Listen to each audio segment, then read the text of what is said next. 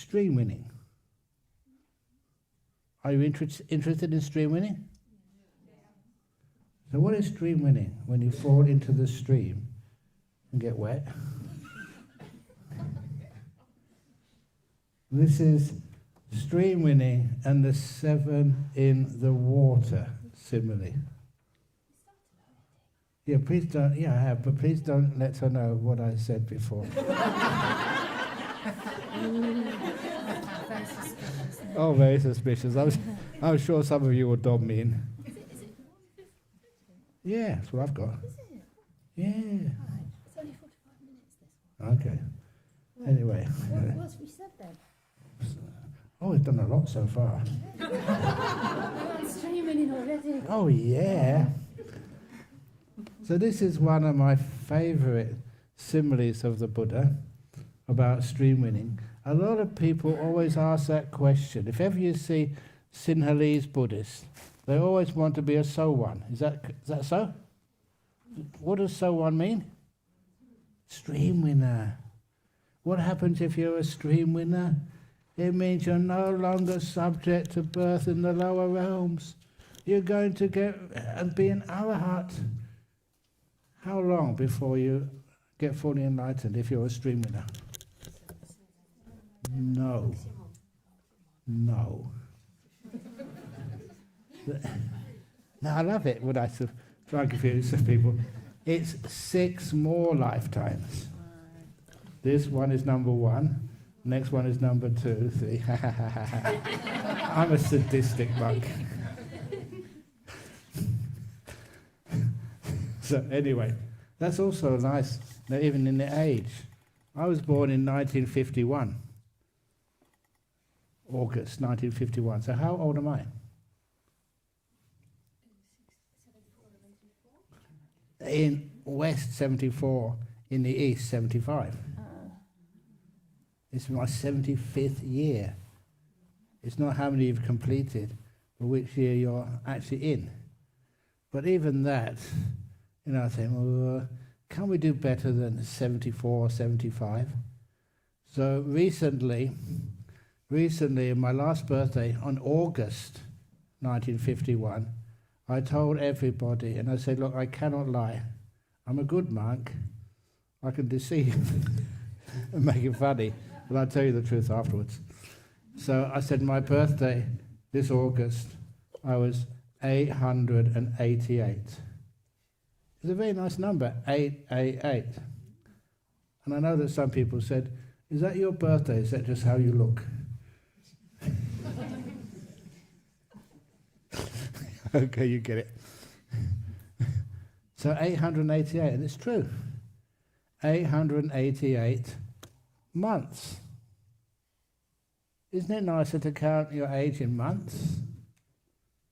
If you see any kids, when you tell them, don't just say you're 12 or 13, multiply it by 12, and that's how many months you are. So kids, if you're 144 12-year-olds, you don't need to go to school.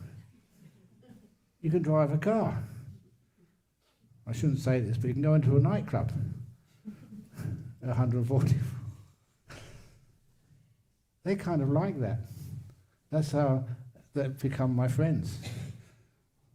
Is that good? I don't know. Are we doing the Anapanasati Sutta? No, we're not doing that. That was a long time ago. We're doing stream winning. Oh, right. Yeah. I'm always full of surprises. Oh, good. Yeah, that's one of the things which you don't like. When you announce what you're supposed to talk about, a lot of times people just get bored. And honestly, I've been teaching so many years now, I get bored too. It's okay if the audience fall asleep when you're talking, but if I fall asleep when I'm talking, that's not a good thing to do. So the stream with it when you're in the stream. There are these 7 kinds of person. 7 kinds. Similar to persons in the water. One who goes under and drowns. Meaning one with bad qualities. They can't keep their head above water. One who floats on the water and then drowns, meaning good at first, but then the bad qualities dominate. One who floats and keeps their head above water, meaning the good qualities become ever stronger. So, which one are you? Do you go under and drown? Or do you stay up and then go down? Or do you keep the head above water in life? There's so many temptations, so many things you can do, so many things which look good, and so you buy into them, and then you get into big trouble. So the first three are the people in the water. This is all about stream winning. The first people in the water, make sure you're not one of the first ones that go down because you've got bad qualities, or you've got some good qualities, but then the bad qualities dominate. Be one who floats and keeps the head above water, meaning the good qualities in your life, in your conduct, get stronger and stronger and stronger. It's worth it. Would you like to, keep drowning, life after life after life? Always being pulled under just by what is tempting for you? Instead of being tempted, just have contempt. Content. No, contempt for bad qualities. Oh. There must be some more jokes anyway. That's enough. So the fourth one is somebody in the water. This is the subsets of the third one. You have to be floating and keeping your head above water. Actually keeping some precepts. You're virtuous. You're not perfect, but you are pretty virtuous. The one who looks around. When you're floating on the water, what are you going to do? You can't look at your iPhone. It's all been messed up by the water. So you're floating there. What am I going to do now? You look around and you see safety, dry land, over there. And this is a simile, the fourth person in the water, and they call that the stream winner. You've actually seen safety, you understand the problem, and you understand the solution. It's such a simple simile. Always please believe, understand. Just because it's simple to understand, it doesn't mean that it's not true. I know that when I was a young Buddhist, listening to other monks give talks, I didn't even listen to other nuns. That was a problem. So what we did, as a young layman, you listened to these monks give talks, you fell asleep. It was very, very embarrassing because it wasn't interesting. It never actually caught your attention. Now that's one of the reasons why whenever I give talks, even from the suttas, you try to add a little bit of oomph so it's interesting. Just like your lunch today. Was it interesting? Was it tasty? Or was it boring? It's okay, you can have something tonight when you go home. But sometimes, if it's not tasty, you can't enjoy it. And because you can't enjoy it, it means you don't secrete enough saliva, bile, other stuff which you need to digest it. That's one of the reasons why that in Buddhism, in monastic Buddhism, we always make sure that the food is tasty whenever we can. Honestly, that is not indulgence. I've seen so many times monks and nuns as well, far too ascetic. They don't eat food which they can digest. It's actually food which they like. What's your favourite food? Yeah, well, no, all of you. Just close your eyes, so you don't have to admit it. Close your eyes, and now just imagine. Imagine your favourite food, your favourite dish, right in front of you. You can actually see the steam coming off whatever is just cooked, nice and hot, delicious, all yours for free. You don't have to pay for it, don't have to wash up afterwards. Is that pleasurable? Did you secrete any saliva? That's the reason why food has to be tasty. Otherwise you just can't digest it. And so many monastics have problems with their tummies simply because they just want to be ascetic. There was one occasion, I'm very happy about this. I used to be way too ascetic when I ate. Okay, you look at me now.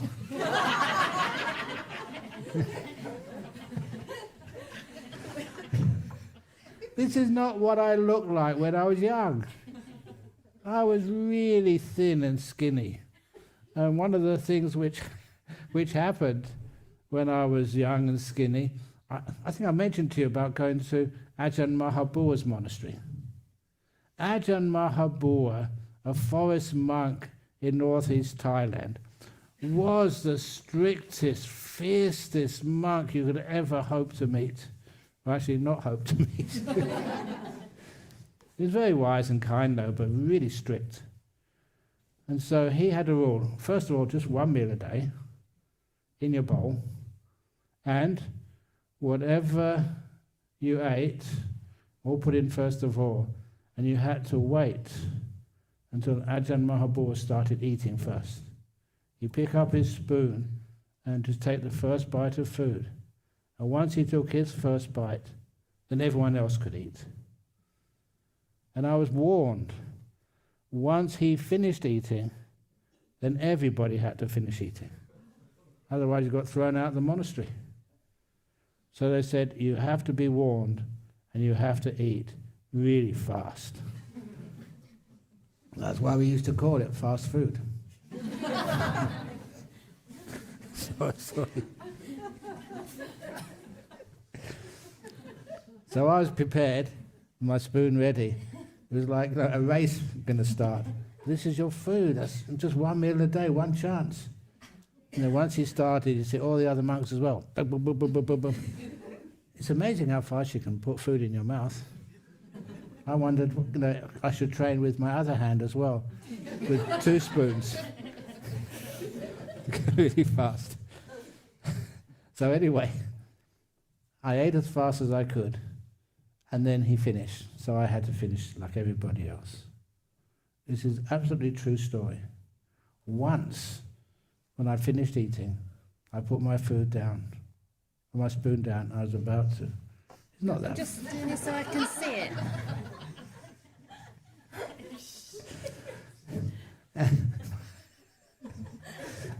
Once I finished eating, I put my food down and went to bow so I could get up and wash my bowl. And then he looked at me, this is Ajahn Mahabhua looked at me and said, you. I was a bit scared. What's he going to do? I'd done nothing wrong. He said, you, carry on eating. And he never stopped.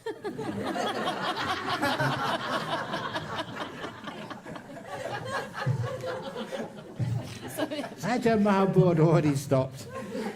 He just thought to me, you, carry on eating. And the reason was because I was really thin. I really was in those days.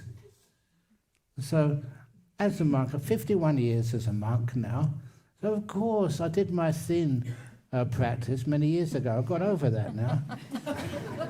Now I'm making amends.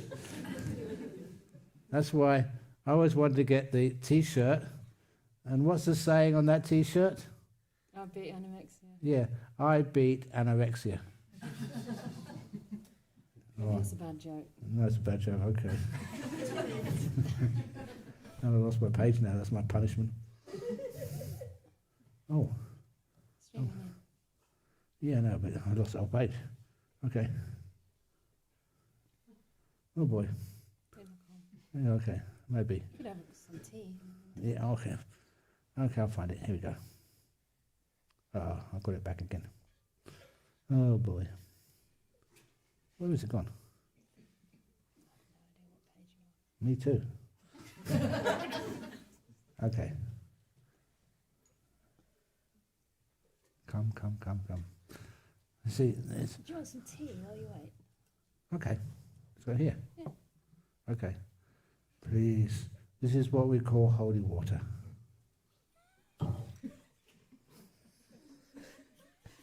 You can't laugh while you drink it. No, I can't. Okay.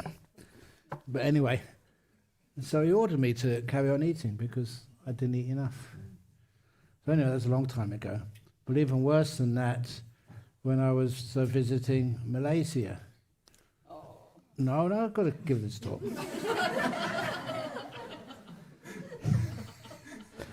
When I was visiting Malaysia, those were the days I was still pretty ascetic. I'd eat anything and I'd put it in my mouth and hope for the best.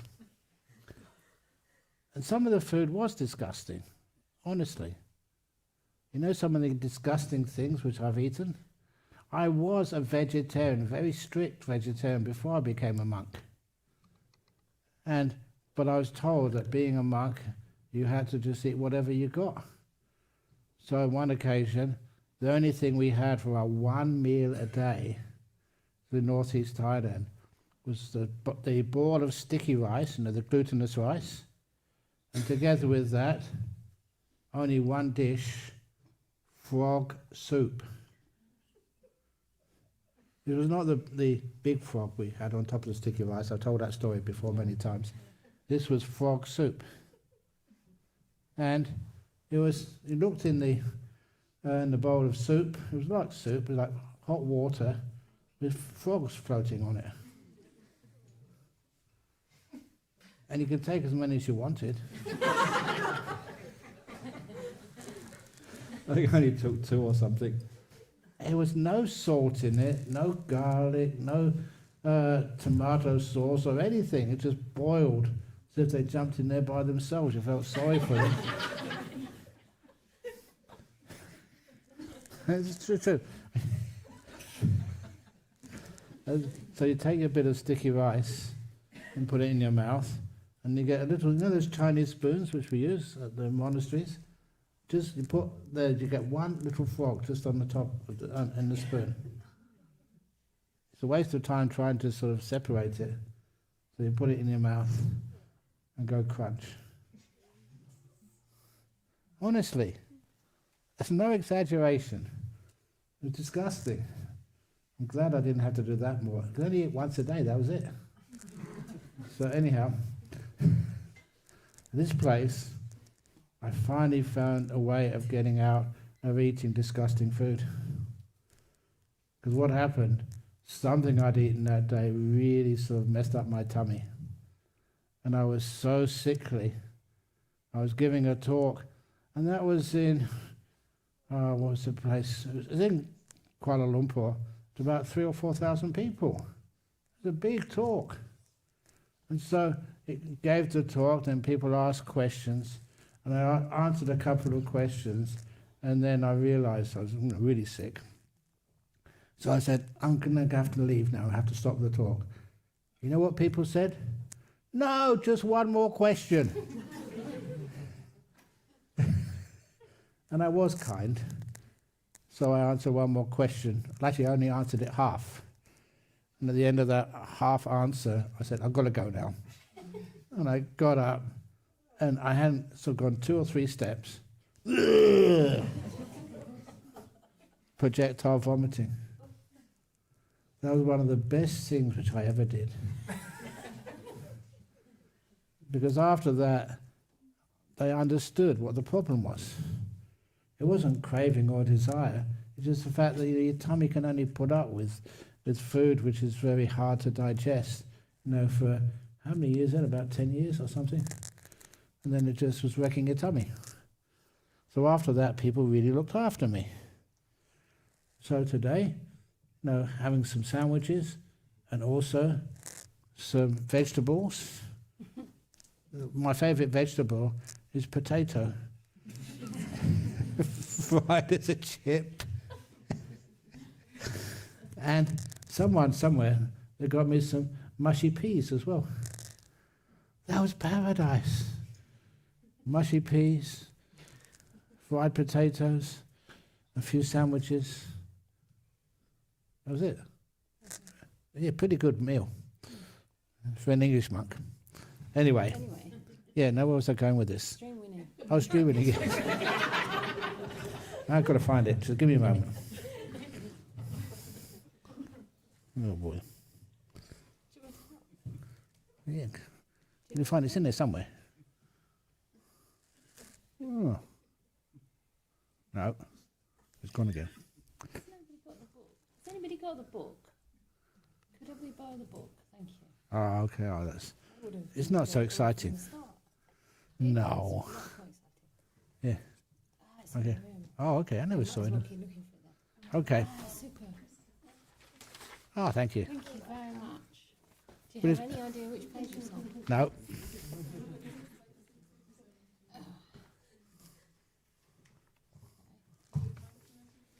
No, it's not there yet. It's the very beginning. It's in the Four Noble Truths? Yeah. Yeah, there we go. It's much more fun when you have to make it up a bit as you go along. Anyway, so the fourth one, the fourth person in the sea, is they're looking around and they see dry land. They see the shore. They see safety. Because they look around, they see safety. That's like in meditation afterwards, you got insight. You understand what life is all about. You understand where safety lies. How you really can be free of all the worries and concerns about life. You may be happy in this life. What's going to happen when you pass away? What's going to happen to you? There's all these like stories. Even somebody sent me this. Can't find it. Oh, okay, that's good. It must be on here. Ed. Yeah, you can find it. Yeah, the whole thing's in there. It's in there somewhere. What was I saying again here? Yeah, when you actually find it, what's the safety there? Because sometimes life is uncertain. You don't know what's going to happen. Is that dangerous? You found it? No. Oh, good. I'm in your emails. I've got no fear. There's nothing there. Only I did say about the funny, a latest Just email. talk about streaming. Okay. Okay. I've got the book now. Oh, yeah, there you go. Oh my goodness. Oh dear. Okay, and I have to behave now. There we go. Oh boy. Where is it? Okay, it's Which your job. section was it in, Ajahn? It's in the book. I already checked that. It's not. It's in there. Anyway, anyway, streaming. Okay, because of the trouble with food. Ajahn, just say what streaming it is. Yeah, I know, but that's coming. Don't rush. It takes many lifetimes to become a streamer, and you want it straight away. Was it in the Anapanasati? No. I wasn't here when you started. So. Anyway, it's not just like that one time I had a projectile vomiting, but this time, you can find it there somewhere. Come on, do your job. This, whenever people are listening to a talk and they get, oh no.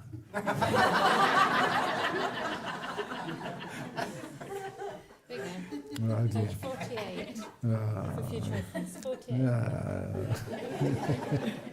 No fun. Okay, here we go. Stream winning and a 7 in the water simile. I've already done the first 3. There's a one who goes, whoops.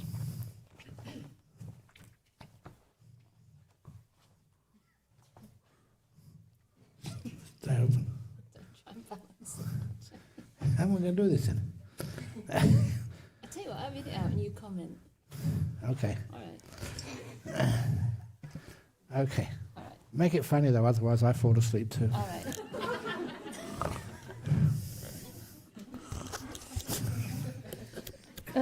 I'm only reading it out. Yeah, so, okay. Yeah. Do number 5. Number 5. Yep. Okay, number 5.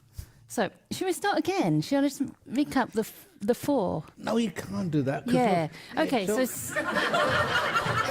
streaming and 55 minutes. stream You winning haven't got time to do and that. the 7 in the water simile. Oh. I'm going to 7, 15. There are these 7 kinds of persons similar to those in the water. Number 1, one who goes under and drowns, meaning one with bad qualities.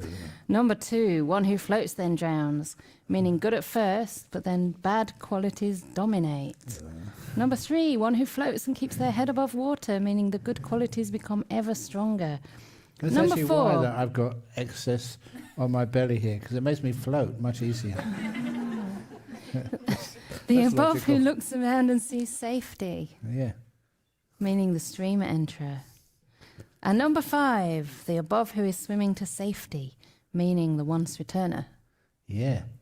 Because you look around, you see safety. What are you going to do? As soon as you see safety, of course you're going to go towards that as best you possibly can. So you start swimming, and then eventually you become, what's number 6? The above who feels, the above. Oh, I think it means one who keeps their head above and feels solid earth underfoot, meaning the non-returner. That's where you swim so close to the shore that you don't need to swim anymore. You wade to the shore.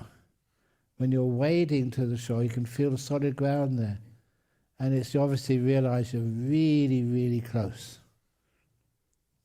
And the last one? The one who is safe on dry land, meaning the arhat. So you've waded long enough, now you are on drowned land. Not drowned land, that was the first one. On dry land, and then you can sit down, and I say it's like sitting down under the coconut tree, relaxing, having a nice coconut juice drink, and you've done the job. You're safe, sound, and live happily ever after.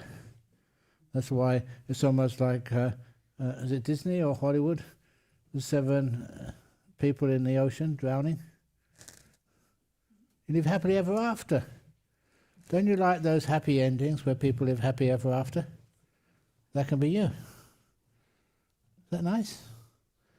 So that's what a stream winner is.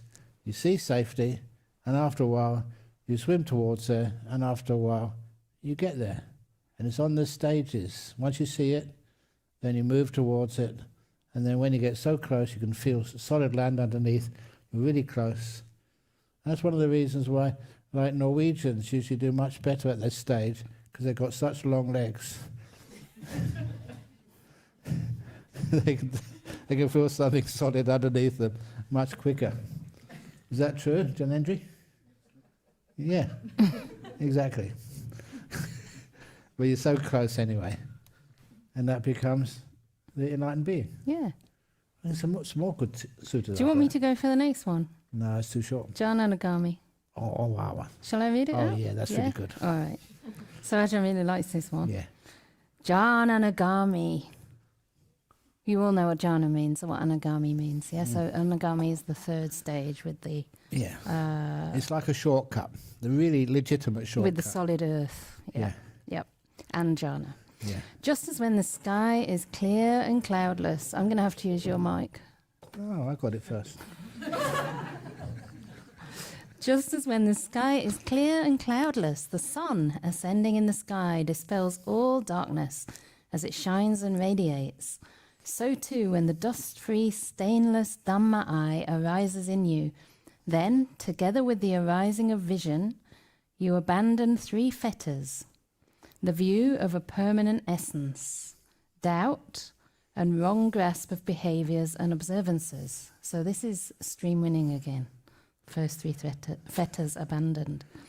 Afterwards, when you restrain 2 states, wanting and aversion, then totally secluded from the 5 senses, secluded from the 5 hindrances, you enter and dwell for a while, a long while most probably, in the first jhana, which consists of rapture and pleasure, born of freedom from the 5 senses, accompanied by movements of the mind onto the bliss and holding the bliss. which is Ajahn's translation of Vitakka and Vichara. Yes. If you should pass away, so this is the once returner now. So if the once returner should pass away whilst in jhana, there's no fetter bound by which you might ever return to this world. So that's why when you're reborn in the jhana, you're reborn into the jhana realm and you become an anagami there. Yeah. It's a nice shortcut. You're going to get eventually to enlightenment, but sometimes it takes another 6 lifetimes. But this way, as soon as you pass away, you've got either experience of jhana or you die in that jhana, which is very unlikely dying in the jhana. It's usually experiencing the jhanas, and you're a stream winner. Then you never come back again. You're an anagami, which means you get enlightened in that next life. It's called the pure abodes. It's a beautiful place. Do you know anybody who was a non-returner in the suttas? There was this one person, I think you all know him, you've heard of him. Just once the Buddha had become fully enlightened, he was sitting under the Bodhi tree, and this person came up to him, a being came up to him, and said, "Please teach." And you know, you can imagine teaching, like he's teaching easy Ajahn Canda. It's a bit of pain in the butt, isn't it? You have to say all these things again and again and again and again and again and again and again and again and again and again and again and again and again. So anyway, so then this being said to the Buddha, "There are other beings in this world with little dust in their eyes. Please, out of compassion, teach them." You know, that's one of the reasons why, please excuse me, these days I very, very rarely go to India to teach. You know why? Because all the people in India have got a lot of dust in their eyes. It's a very bad climate over there. Is that true? Mm. It's very dusty. In some places. But no, that's not the reason. Because there's other places I need to go, and to be able to teach as much as you can. It's only 365 days of the year, and so many people. Okay, I'll tell you a little private little story. This year, I got an email asking someone, "Can you give like a Zoom talk with me?" He said in private, but don't please ask me to do things in private, because I will never do things in private. I'll always tell everybody afterwards. Because this was a gentleman, he said his name was Rahul Gandhi. And so I thought, no, it must be a scam. But then we checked it out, it was him. He was the leader of the opposition in India, and he wanted a private talk with me. Was that to think so he could win the next election? Out of compassion, I will never teach him how to win the next election. How to lose it, yeah. But no, the reason why he called, because he has a cousin over in the US who had a bad cancer. And cancer was, I think, the womb or uterus or something. And anyway, she said it was really hurting and really troubling her. No one could fix it. And out of desperation, she tuned into the YouTube talks I give. And it healed her. She said it was like a miracle. She didn't know why. And so because of that, she told her cousin, Rahul, and Rahul's, I think, sister or something. And so they asked all these questions of me, and so I could give a talk to them, private one. I'm just only saying that because it actually works, these talks and these meditations. So invited me over to India. If I went to India, would that be a good idea? It means I wouldn't be able to come here. Which would you prefer?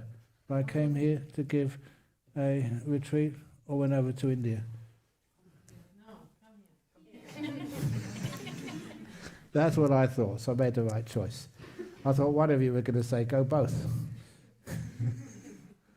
But nevertheless, I'm saying this not just to push myself. I push myself high enough already. What I want to do is to make sure you know the power of these talks and teachings and how far they reach and what great good they do in this world. But anyway... You were talking about the person who's an jhanagami that everybody knows from India. Oh, that's right, yeah. Yes. That was a long time ago. He doesn't live in India anymore. This was the fellow who asked the Buddha, please teach out of compassion for all other beings. Usually they translate this person's Brahma Sahampati. Have you heard that name before? Brahma means like God. And so, for a long time, I was, you know my character, I'm not embarrassed about it, I'm embarrassed about anything just about. So I always said that because Brahma is a Sahampati, and Brahma is sometimes translated as a god, thank God for Buddhism.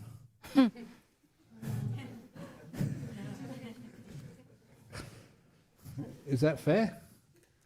Yeah, but anyway, it's wrong to call him Brahma Sahampati because he was one of these anagamis, non-returners. In other words... Born in the Brahma realm. Reborn in the Brahma realm. As in the anagami realms. Is that not the same? Yeah, same thing. But it's really, to be precise, the non-returner realms. And when you're born in the non-returner realms, you can come and visit. Take a bit of time off and come and see people like the Buddha. One of the other persons who was in the as a anagami, non-returner, was this gentleman called, a famous one, I was going to teach this sutta, but you've heard it so many times, that was Gatikara. And Gatikara is a brilliant sutta. It's right in the suttas. There's hardly any sort of cause to doubt its veracity. But it was a Buddha, our Buddha, Siddhartha Gautama, was walking in the part of India, stopped, smiled, and Avendavananda asked, why are you smiling? And he said, in a previous life, I lived in this place. I was this man called Jyotipala. And as Jyotipala, my best friend was called Gatikara. He was very poor. He was a potter. And the only reason he didn't do anything else, because he was looking after his two parents who were blind. And it's wonderful. Sometimes you may think that being a monk or a nun means you've left the world so much and you can't help out your parents. That's totally wrong. There's one of the monks, who's a good friend of mine, he was over in Canada, called Viradamo, Latvian. His mother got very sick. There's no one else could look after his mum. So he decided, he asked the other monks, they all agreed, yes, you can go and look after your mother, which meant that he had to cook and clean for her. But he never disrobed. His brother sort of did all the financials, and all this monk did would go to the supermarket where there was an account, get all the food, and cook it for his mum, and look after her, all the medicines and everything else, staying as a monk. And he thought he'd only have to do that for a few months because she was that sick, we all expected her to die. However, having your son look after you, it's not just the food, it's that kindness. And so she lasted for, was it another 13 years? 9 years. 9? No, 10, yeah. 9 or 10 years, a really long time, surprised everybody. And he kept on there, looking after her all that time, giving her such amazing care. So that's why I always say that if any of you, feel I'd like to ordain as a nun or as a monk, but what will my parents do when they get sick and old? You don't have to worry at all there. It's already been set that you can get your children to look after you. Of course, you will. You can't not do that as best you possibly can. You can still stay as a monk or a nun. And it's wonderful how inspiring that was for all the supporters of Ajahn Viradhamma. They really looked after him afterwards. He took what he thought was only going to be 6 months or 9 months. It became till about 10 years, a long time.